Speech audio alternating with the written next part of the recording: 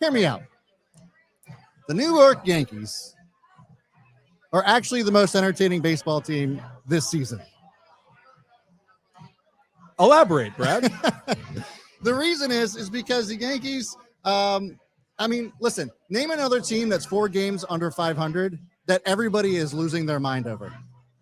Give me one. In the last decade, 20 years, 100 years, there hasn't been a team that's been 400 below 500 or four games below 500, and everybody's literally losing their mind. You go on mainstream media, everybody on every broadcast, whether it's ESPN, Mad Dog Sports, what have you, they are absolutely losing their minds over the fact that the Yankees might actually have a losing season. Yeah, and they broke their losing streak. They were trying to get to 10 losses. Yeah. And again, like, you know what? I kind of hear me out, because we're seeing something with the Yankees that we haven't seen in a while. Yeah. Right? Ever.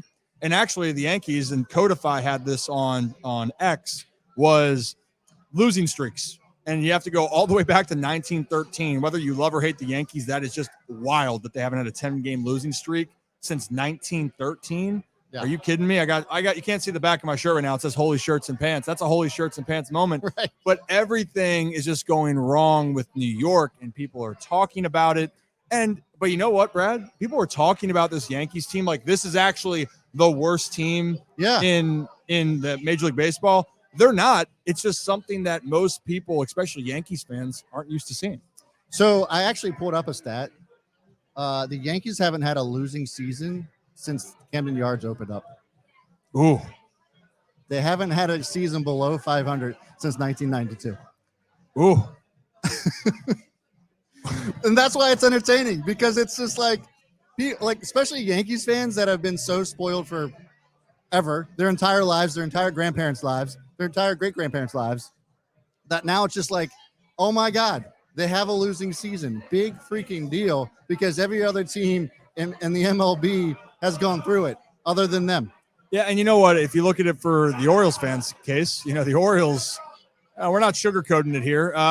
It was some rough years, brutal years. And in the organization, there's a lot of change, a lot of optimism, but you can't sugarcoat. The team was not playing well, right? And that's just kind of the reality of the situation. The Yankees fans, I will say, it's because they've done so well for years that you have a certain level of expectation, so to speak, right? And quite frankly, the Yankees should have been better. I will say on Fox 45 earlier this year, my bold prediction was the Yankees and the Red Sox would not be the teams making the playoffs out of the American League East. The Toronto Blue Jays, I like the talent, veteran lineup. The construction of the Orioles team, I thought the Orioles would, be in the playoffs, win the division. I'll be honest, wasn't expecting it. And then Tampa Bay, right? But there's a part that Yankees fans aren't used to seeing. And we even talked about the construction of this roster. Yes, I thought could make the playoffs, but this is a very aged team. And when Aaron Judge doesn't play, that team does not look the same at all. And even the last few days, Aaron Judge is hitting home runs left and right. And the Yankees, they lost today to go 5 under 500. They've lost 10 of 11 games. Yeah. And the Orioles, this will make you smile here, Yanks are 17 and a half back. That is crazy. Can't remember the last time that the Orioles had a 17 and a half game lead, but I can remember when the Yanks had that on the O's. The thing that's happening right now for Baltimore, the Orioles have had 5 playoff teams in 40 years. 40 years. 40 years. Now the Yankees feel like they're going to the playoffs every year. Yeah, I have that stat. Over the last 121 seasons that the Yankees have been in existence, they've been to the postseason 58 times. Okay, so the Orioles came to Baltimore in 1954.